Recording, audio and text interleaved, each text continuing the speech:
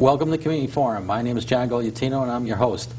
This evening we have some old friends of the show. We have the Danbury Land Trust back and to discuss what's going on lately. Bill Montgomery, the president of the Land Trust, and Dave Campbell, the secretary, who's with me, are my guests this evening. Welcome to the show. Thank you, John. Thanks for inviting us. Thanks, John. You're welcome. Let's get into a little bit of a background for the viewers that haven't seen you a couple of times in the past. Starting with you, Bill, how did you get to this role in the community? I've been a member of the Land Trust of Danbury for about 20 years. Been on the board of directors for 12, and been president for almost 8. Wow. Yeah. I was thinking maybe I'd do it 5 years, and David was our vice president for a number of years, and I kept hoping that he would step up someday, and he just not felt that he could do it. I asked him one time, I said, how can I get you to become president? He said, I have to win the lottery. So that's where we are. He hasn't won the lottery yet. Well, you can go 2 more, make it 10, and then 2 more after that, it'd be 3 terms. You know, for 3. Okay. Don't even think that. Okay. And anything else you want to say about yourself? How long you've been in the community? We've been here 25 years. 25 years. My okay. wife and I are Pennsylvanians. Oh, okay. And, that's why you're always laid back. You know, you got to be laid back. Oh, is that it? That comes from Pennsylvania. Right. Okay, if you say so. Okay. And go ahead. I've been involved in the Land Trust for about 10 years, really. It started as the whole Bethel Golf Course proposal was defeated, and that effort wound down. And I kind of shifted gears from working on that to working on the Land Trust, particularly as I'm a Danbury resident. So as the golf course problem went away, I started getting involved in other community environmental issues. And was that 10 years ago? Wow. Yeah, it was 2000 was the referendum. Mm-hmm. Wow. Yep. Yep. Time flies when you're having fun. Yeah. Okay, I'm sure there's people that haven't seen last time, don't know what exactly does the Land Trust do? Well, the Danbury Land Trust isn't very different from other land trusts. There's thousands of them across the country, or at least many hundreds. And basically, land trusts are involved in holding and preserving land for posterity. It's permanently preserved. Sometimes land trusts are given land, sometimes they buy it as a bargain sale. Sometimes they negotiate a conservation easement where they have title to it and it's not going to be, or sorry, the owner has title to it, but it's not going to be developed. So a land trust is kind of what it sounds like. It's holding the land in trust for perpetuity to keep it preserved. And Danbury Land Trust is just one of many. Now, is there any tax paid on the land trust? There's a huge tax benefit when you donate to the land trust. But does a land trust pay taxes? Because that, in other words, that leads to the no. There isn't a tax, okay, right. Because otherwise you have a huge carrying cost of the land. We are tax exempt. Sometimes in a transaction there's a little bit of carryover that the donor or the seller doesn't pick up, but the short answer to your question is we're tax exempt. Okay, so 501c3 or one of those precisely categories. Okay. Now, how many properties do you have? Is it all in Danbury, or do you have a couple properties, I guess, outside also the boundary? We have 19 properties, right. 217 acres, and technically we could protect land anywhere in the country. The truth of the matter is that there are land trusts all around us in Reading, Ridgefield, Bethel, and Brookfield, and so forth. So you don't want to cross anybody else's No, occasionally territory. We'll get a call and we'll say, well, thank you very much, we'll be glad to help you in any way that you want, but you should know that there's a land trust in your municipality, and the name and the number of the president is such. Actually, we have a conservation easement on 3 acres in New York State. David mentioned conservation easements. We have 2 conservation easements off West King Street, the old Ruffles Farms, the 2 brothers, wonderful, wonderful property. And Roy and Cindy have 3 acres of their property that actually go over into New York State, and they wanted to do it all in one deal. So I called the president of the Putnam Land Conservancy, a woman that I knew, and I said, this is what the owner wants to do. And she said, well, maybe we'll come look at it. And I said, well, you're welcome to come look at it, but this is what the owner wants to do. So we actually own 3 acres in New York State. But in answer to your question, almost all of it's in Danbury. Okay. And is there much of a carrying cost? I mean, do you get, I guess I'm getting at, what does it take to fund your operation? Do you have any state or municipal grants to help you along in your operations? When you're, or is it strictly donations? Like you said, in some cases you buy land, but in some cases, I mean, in most cases people donate the land, but in some cases you need to buy it, and you need to have something, some kind of fundraisers that come up with that money, right? That's right. Okay. And since you mentioned that, we have one coming up on November 19th. It's called Return to the Woods. We had our first ever fundraiser at Anthony's Lake Club last year. It was very successful. People had a wonderful time. And so we're doing it again this year. And we look for it to be a real success and great fun, too. So you have your fundraisers, but is there any state or city grants of any sort, or? There are some state grants. Specific. We have not gotten a state grant yet, but we've gotten several very nice private grants. The Peter and Carmen Lucia Buck Foundation has given us a very nice grant 3 years in a row. We've got several very nice Missouri Memorial Foundation grants. Last year we got one from the National Land Trust Alliance. David mentioned land trust all across the country, and this is the parent organization. And also from the Women's Club of Danbury, New Fairfield. So in answer to your question, for many years it was all member dues and extra donations, but in recent years we've been getting a lot more funds. And one of the things that we are doing a better job at is managing the properties that we already have, and in addition to always seeking more land to protect, and that takes money. Right. Now, do you have a large board? Because for managing all these properties, I would think that you need at least one member for every other property, right? Or that's a good question. We have 10 on our board. Right. But see, I wasn't too far off. you were very close. Yeah. But we manage land with volunteers, and because there's a volunteer board and volunteers. We have a volunteer coordinator, a young woman who's wonderful, Amber Edwards. She's been with us for about 1.5 years now, and one of the things that she will be doing in the next few months is getting a steward for each property. It could be a neighbor, that's ideal, or it could be some other volunteer that's looking for something to adopt. But that is a volunteer effort. I was out with Camilla Warden, who's on our board, on Saturday in one of our properties. We have a number of volunteers coming from Boehringer Ingelheim.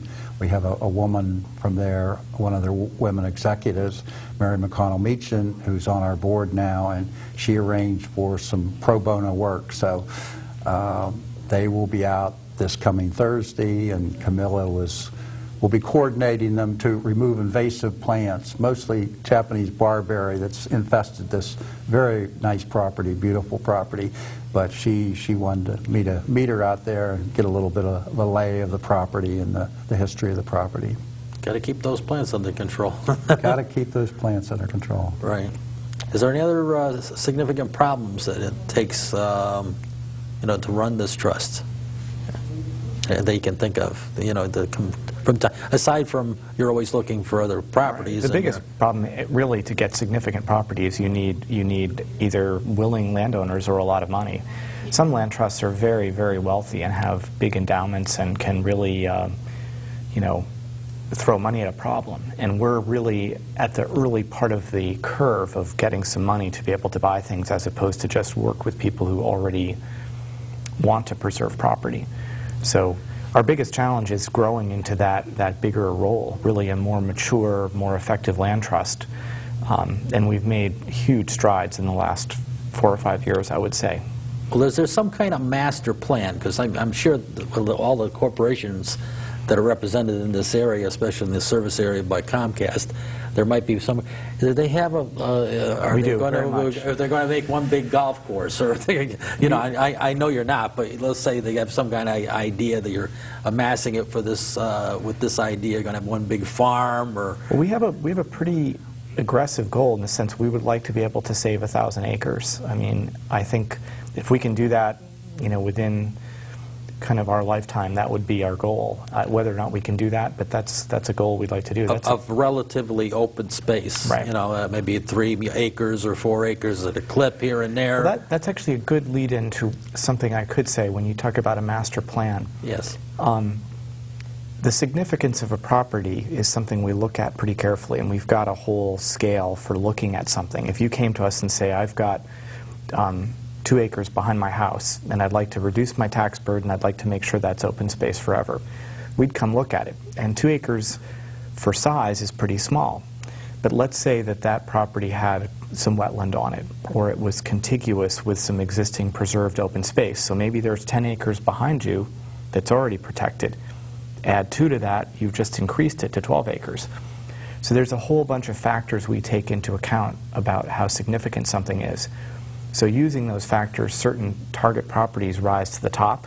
Sometimes somebody might offer us a very small piece that's kind of an isolated little island of woods, not particularly valuable, and really not that great for nature, because nature wants big, unbroken open space as much as possible. If somebody had a downtown lot on a ½ acre of land that just had some nice trees on it, you're not really interested in that? Probably not. We've been offered things like that, and maintaining it and trying to make sure that it's not slowly degraded by the people around it.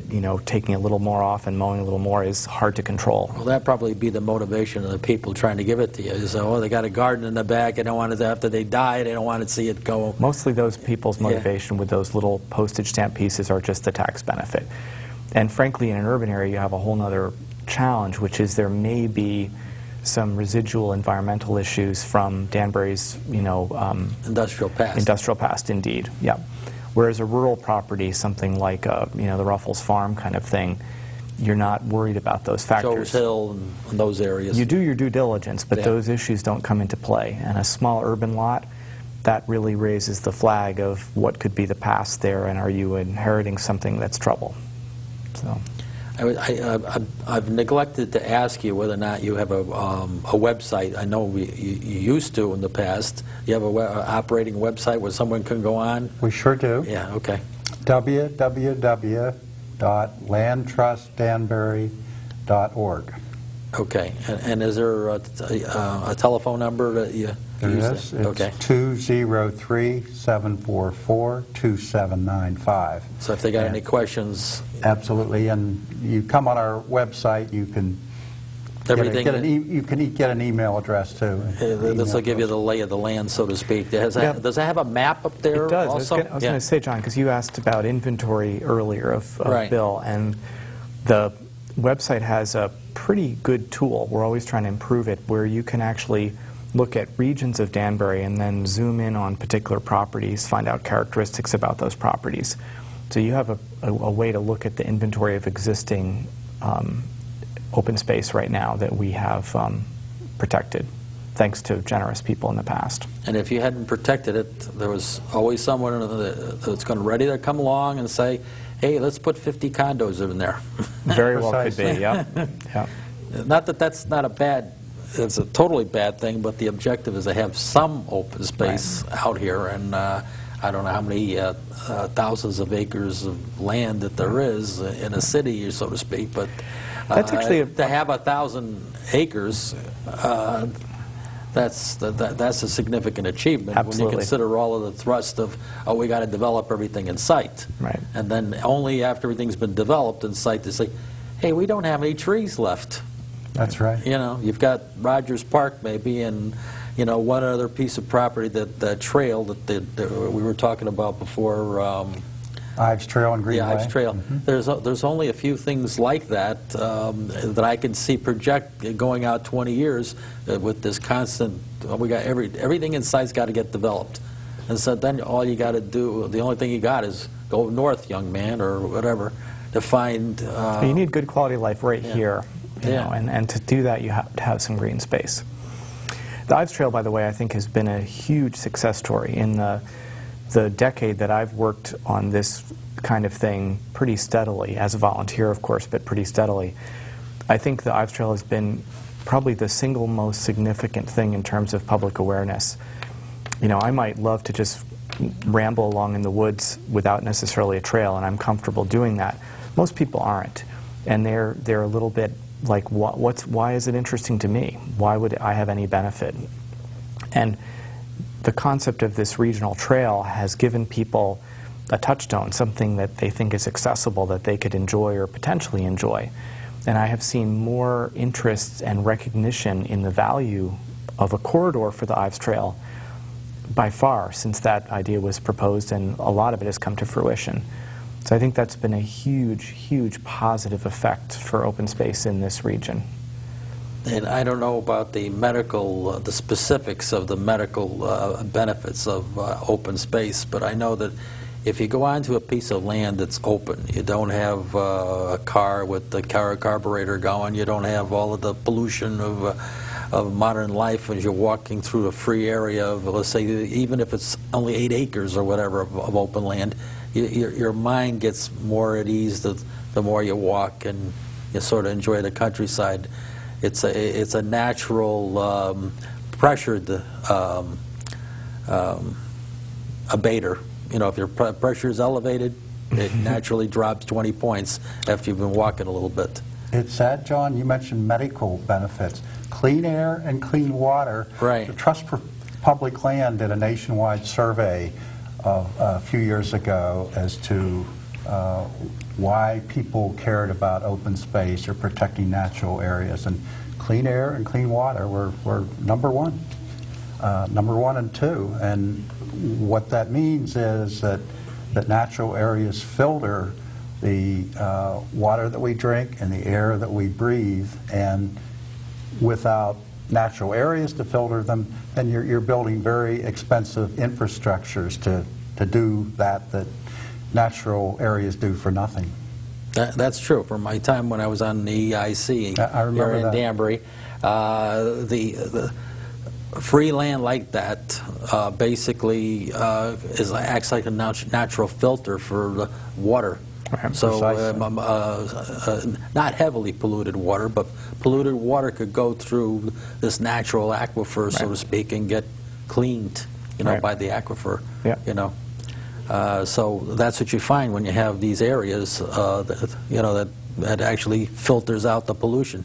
You know, so it's very important to human beings to have these areas of refuge, so to speak. Right. They clean the air, they clean the water. Right. So one of the things we do, John, is we advise landowners, individuals, families, businesses on alternative methods of conservation. And David talked about the tax benefits. There are almost always tax benefits to a conservation action, be it an outright donation, a bargain sale, or a conservation easement. But by and large, people conserve land because it's something they really want to do. I mean, we can talk till we're blue in the face about the economic benefits, the tax benefits, but in general, they either really care about the land. Sometimes it's been in their family for decades. In a Ruffles family, right. That's 3 generations. It was their grandfather's land, so they really, really care about it. So what they did, they did for all the right reasons. It's a wonderful story. Okay. So it's means that We're protecting it for our children, our grandchildren, and our community. And you've heard the expression, once it's gone, and that's particularly true with land. Yeah, I mean, you put some condos on there. Whoever heard of knocking condos down and going back to raw land? No, whatever the development is, whether it's 20 houses or condominiums or any kind of development, is industrial land, it rarely goes back to just plain land once it's developed. Right. I would say almost never. Yeah. A real bright spot, and I think Bill's prepared to talk about it a little bit. I don't know whether you were even in the know about it, is this piece of land up off of Route 6 on the western side of Danbury that the city recently obtained. And I know some people have asked us about whether or not we're going to have anything to do with it. And there was even talk about letting us use a house on that property as a land trust headquarters or something. And are you aware about that land? I remember seeing something, but I don't. Right, and I think some viewers probably had heard about it, and they would think open space and think land trust. And I know Bill and I talked about it a little bit, that might be a topic people would be interested in. It's the Farrington land. I was thinking there's something on Route 6 on the east side of town. The other side. Yeah, this is on the west side. Yeah, it Route is. 6 going into New York. In recent years, it's been owned by Baco Beyond, the organization that has a very exclusive golf course just over the line in Brewster. And one of the things we've talked about before, John, is how we work with the city on a lot of initiatives to protect and manage important natural areas. And we worked with the city and with the Baco Beyond people over a period of years, along with the Danbury city government and open space consultant Jack Kozahowski, who you know well. And that was just consummated here a month ago. 192 acres, beautiful, beautiful land. It was purchased out of the city's open space bond fund that was overwhelmingly approved in early 2008. And in addition, Jack and we worked on an open space grant. You ask about have we directly gotten any state funding? We have not yet. In this case, that went to the city, but $650,000, so that was roughly a third of the price. But it's wonderful, wonderful land. And David, and I think that the casino people had their eyes on that, or part of that. I suspect they did. Yeah, I suspect a lot of people had their eyes and ears on it because it's beautiful land, big property, and with water very, as well. Very near to 84 and Route 6. My understanding is it's a place where you could potentially canoe or kayak as well, which gives a recreational opportunity that isn't present on any other property we have right now. So that could be really neat for people in the future. So it's a huge positive. So if you got plans on more land, you're going to need more people, right? So your website and your telephone number again, because there might be people out there. Hey, I don't mind doing that. How often do you meet? Once a month does your group meet, or just as a need comes up? Our board meets every other month. Right. Okay. We have 6 committees. Our committees meet often. Yeah. More often in the meantime, and. One of the ways that... What are the committees, for example? There are people out there that are contemplating getting involved. Okay. That might be a land protection, which is mostly what we're talking about, acquiring more land, and we're very proactive. We're always talking with or communicating with many landowners or their representatives, like their attorneys. Land management to manage the land that we already have. We have a committee called Finance and Fundraising. That's fairly self-explanatory. We have a committee called Organizational Development, and that's to improve our board and to get new board members. Government and organization relationships, that deals with the government, the government, the city, the state, and developers too, other organizations that play a big role in this. Community relations, I think that's fairly self-explanatory. So they're telling me I think I named 6. We got about half a minute left. Could you your telephone number and your website again? Okay. 203-744-2795. Pardon me. And www.landtrustdanbury.org. I just wanted to get that in before. I just barely got it in. Starting to cough. Any closing comments? 20 seconds. No, just visit the website and reach out if you're interested. There's volunteer activities, and we'd be happy to have more help. And be great to be able to save a lot more open space in Danbury. Thank you. I guess they flashed the wrong card here. I guess we got another minute. Oh, okay. Yeah, okay. Well, if there's another minute, maybe so many people communicate by email, and that's one of the ways a modern group like this works. We're able to do email.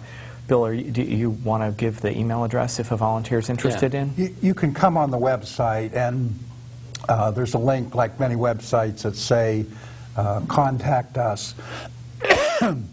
If you just want to directly send an email, it's info@landtrustdanbury.org. Like info@landtrustdanbury.org, right. Okay. Yeah. Right. Okay, I guess John, thank you. It's been fun. Yes, thank you. Thank you for coming on the show. Yep. And I want to thank the viewers for tuning in to the Community Forum. Tune in next week, same time, same station, and we'll have another interesting program. Good night for now, and we'll see you then. Good. Thank you.